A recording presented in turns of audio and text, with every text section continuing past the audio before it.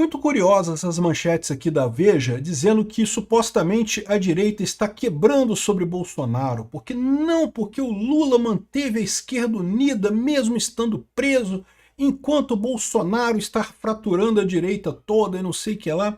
Esse pessoal esquece um monte de coisa. Primeira coisa, que o Lula não conseguiu manter a esquerda tão unida assim. Se você comparar o governo Lula 1 e 2 e o governo Lula 3, você vai ver que o governo Lula 3, o Lula exatamente premiou as pessoas que ficaram do lado dele enquanto ele estava na cadeia, porque teve um monte de esquerdista que meteu o pé naquela época, né? E o Palocci, Chico Alencar, um monte de gente que criticava o Lula naquela época e que ficou de fora agora, né? E não é só isso, não. Há uma diferença estrutural entre a esquerda e a direita. A esquerda sempre foi, até por sua própria definição, favorável a estruturas hierárquicas. A direita, ao contrário, ela é realmente descentralizada. Ela é uma estrutura, um apoio amplo na sociedade. Esse pessoal continua querendo medir a direita com a mesma régua que mede a esquerda e não funciona desse jeito, tá? Vamos entender esse caso aqui, porque eu acho que essas críticas ao Bolsonaro são totalmente infundadas. Mas isso daqui que a Veja fala tem toda a razão. O pessoal não é o Centrão que está querendo convencer o Lula, não.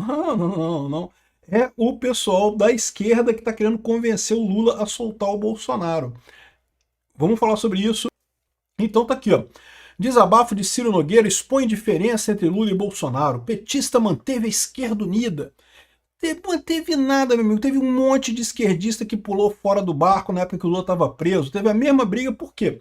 Porque o Lula não conseguia falar com o povo, né? Ou seja, você tinha as pessoas que iam lá conversar com o Lula e elas falavam o que o Lula disse, mas ninguém tinha o Lula falando diretamente, né? Mas qual que é a vantagem do Lula em relação ao Bolsonaro? De fato, a esquerda no Brasil ela tem uma estrutura hierárquica bem estabelecida. Ela já tem uma função hierárquica. Então, ou seja, a pessoa que a presidente do PT falava com o Lula, o pessoal confiava, né? É a estrutura, não tenha dúvida, a esquerda ganha nessa história de estrutura hierárquica. A gente sempre fala isso, né? É a lógica da direita versus a esquerda. A direita ela é mais descentralizada, ela é realmente mais... não tem, é igual os libertários. Os libertários também não tem um diretório central dos libertários, né? De vez em quando a gente brinca com isso até, porque uma crítica que muita gente faz é: você não é libertário o suficiente, você não é libertário de verdade. Tá, beleza, então eu vou lá no diretório central dos libertários tirar minha carteirinha de libertário, carimbar lá o certificado de libertário. Não existe isso, pô. É a esquerda que é assim. A esquerda que tem uma estrutura hierárquica, você faz parte do Grêmio Estudantil fulano de tal, que está dentro da estrutura do sindicato dos grêmios, que não sei o que lá, que faz... Ou seja, eles que têm essa estrutura hierárquica toda montada, né? A direita não é assim. A direita é naturalmente descentralizada e isso eles dizem como se fosse uma fraqueza, mas na verdade não é, tá? É uma fraqueza se você considerar a média, a forma como se faz política tradicionalmente. Isso é um ponto realmente, como eu falei para vocês, né? A política tradicional, você ter estruturas hierárquicas para chegar nos rincões do país, isso é importante. Né? Por que o Centrão é importante? Por que o PP é importante, o PL, os republicanos? Porque esse pessoal tem gente nos rincões do Brasil, aí nas cidadezinhas pequenas, o cara que vai lá puxar voto, que conhece o cara da igreja, que conhece o cara de não sei aonde, e aí pede voto pro candidato. Você que está no meu canal aqui, você é uma pessoa que interessa por política, você é interessado em política, então você eu não estou falando de você vai votar, já tem o seu candidato, seja o Bolsonaro, não seja o Bolsonaro, seja quem for, você já tem o seu candidato. Muita gente, talvez a maior parte do Brasil, ou uma parte significativa do Brasil, não tá nem aí pra política, meu amigo. Tá preocupado com o jogo do Flamengo, o jogo do Corinthians, Big Brother Brasil, não tá nem aí. E para fazer essas pessoas votarem, tu precisa ir lá pedir a pessoa: não, vamos lá, fulano, vamos lá, eu te levo lá na zona eleitoral, vamos lá votar, que é importante, que o fulano tá precisando da sua ajuda, te dou uma dentadura. Não, tô brincando. Se você falar que dá uma dentadura, aí já é compra de voto, já tá errado, tá? Mas, infelizmente, tem alguns cabos eleitorais que fazem isso mesmo, tá? Mas vamos supor que esses cabos eleitorais são honestos, né? Eles vão lá e vão convencendo a pessoa: não, vamos lá, é importante votar. Isso não é desonesto, não, isso não é errado, não. Você pode convencer as pessoas a ir lá votar e coisa e tal. Então, a estrutura é importante para isso, né? Mas como você viu em 2018, o Bolsonaro tinha zero estrutura, porque o PSL não tinha estrutura nenhuma na época, e ganhou a eleição, né? O voto orgânico do Bolsonaro é muito mais importante no final das contas, né? Então aqui, ó. Ministro-chefe da Casa Civil do governo Bolsonaro, o manda-chuva dos progressistas, o senador Ciro Nogueira, tem uma chapa dos sonhos para enfrentar o Lula na eleição de 2026. É formada por Tarcísio de Freitas e ele como vice. Durante meses, o senador tentou costurar um acordo entre partidos do centrão e da direita para garantir a união da maior parte do campo oposicionista em torno da candidatura encabeçada por Tarcísio. A gente sabe que ele tentou isso mesmo. Só não deu certo, como Ciro Nogueira, considerado o principal articulador político da direita, passou a ser criticado por seus companheiros de trincheira. Teve um movimento do pessoal contra o Ciro. Eu sempre falei que acho um absurdo isso. Eu quero dizer que eu morro de amores pelo Ciro Nogueira? Não, não é isso. Eu reconheço as limitações dele, mas, de novo, é o que eu falo para vocês, o Bolsonaro, a direita, precisa de pessoas de articulação por causa exatamente dessa estrutura partidária que tem nos municípios e coisa e tal. Outros presidenciáveis da direita reclamaram publicamente das articulações do senador, dizendo, inclusive, que ele age em benefício próprio e não sei o que lá. Particularmente o Eduardo Bolsonaro fez isso, né? Diante disso, ele deixou para trás e não sei o que lá. Agora, o que ele está falando é o seguinte, né? O pessoal está dizendo que não, que o Lula manteve a esquerda unida e sob rédea curta mesmo preso. Falso. Um monte de petista pulou fora do barco, um monte de gente criticou o Lula, teve um monte de crítica, um monte de briga, não teve nada disso. Mas eu concordo, mesmo antes do Bolsonaro ser preso, mesmo com o Bolsonaro solto, com tudo normal, em 2018, a direita nunca foi um monolito como é a esquerda, nunca foi essa coisa hierárquica, essa nomenclatura soviética que é a esquerda, né? Isso não quer dizer que a gente não tenha força, até porque, como eu explico para vocês, o que mudou no mundo, o que mudou aqui no Brasil foi a informação descentralizada e distribuída. Ela dá mais força para arranjos descentralizados, por mais que pareça briga, por mais que pareça, não, tá brigando, tá discordando, não sei o que lá, tem esse negócio, quer dizer nada no final das contas. No final das contas, o pessoal que realmente quer salvar o Brasil vai votar na direita, seja no Bolsonaro, seja no Tarcísio, seja na Michelle, seja no Eduardo Bolsonaro. Quem for o candidato da direita vai ter o voto da galera. Isso é que é o mais importante, né? Então, eu discordo que o Lula conseguiu manter a esquerda unida e discordo também que o Bolsonaro está desintegrando a direita. Isso é falso. A direita, ela, por natureza, ela é menos hierárquica, ela é mais descentralizada. Então, é mais normal que você tenha críticas de vários lados nessa história. Não afeta nada no final, né? Aqui, ó, prisão de Bolsonaro expõe bolsonarismo desarticulado. Aê, ganhamos, destruímos o bolsonarismo. Destruíram porra nenhuma, meu amigo, porque o bolsonarismo não é igual ao petismo. Vocês estão, de novo, medindo a direita com a régua da esquerda. Não é a mesma coisa. Ninguém está aí para isso, né? Eu concordo que é preciso definir um candidato para a direita, vai ser preciso, né? O Bolsonaro, do jeito que circulam as coisas, é pouco provável que seja o candidato da direita em 2026.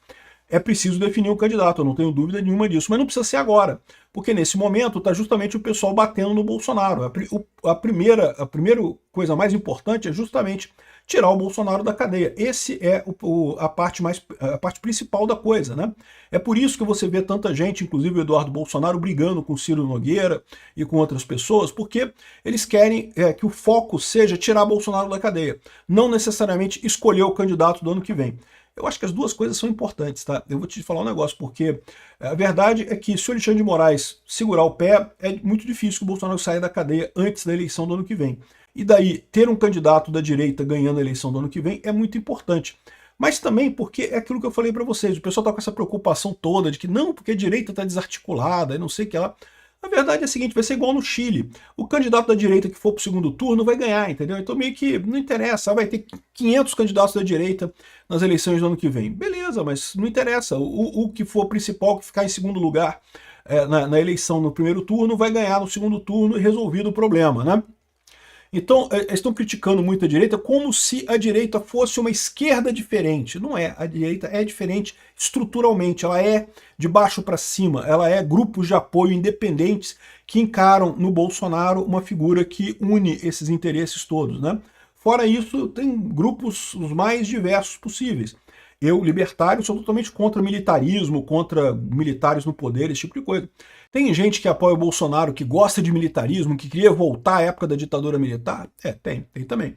Tem um amplo espectro de pessoas que veem no Bolsonaro essa alternativa, ou que veem na direita, ou que mais do que isso, não querem o Lula na presidência mais 4 anos, né? Então, essa é a história da coisa, né? O pessoal fala que falta comando na direita. Não há coordenação, nenhuma figura capaz de ocupar o vácuo político deixado pelo ex-presidente.